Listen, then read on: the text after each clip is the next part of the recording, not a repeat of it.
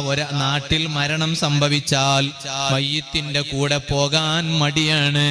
യുവാക്കളോട് ഞാൻ പറയട്ടെ, ഫ്രീക്കന്മാരാണെങ്കിൽ പോലും ഇവിഷയത്തിൽ നല്ല താല്പര്യം കാണിക്കുന്ന ഫ്രീക്കന്മാരാകണം യുവസമൂഹം. യൂത്ത് എന്ന് പറഞ്ഞാൽ, യുവാക്കൾ എന്ന് പറഞ്ഞാൽ ഇവിഷയത്തിൽ നല്ല ആവേശമുള്ളവരാകണം.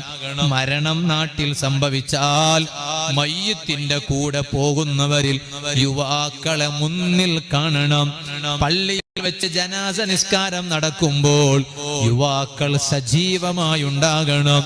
എന്നിട്ട് ആ ജനാസയെ പള്ളിക്കാട്ടിലോട്ട് കൊണ്ടുപോകുമ്പോൾ നിങ്ങൾ അവിടുന്ന് തിരിഞ്ഞു മടങ്ങിപ്പോകരുത്. ആ ജനാസന്റെ കൂടെ പള്ളിക്കാട്ട് വരെ നിങ്ങൾ പോകണം യുവാക്കളെ.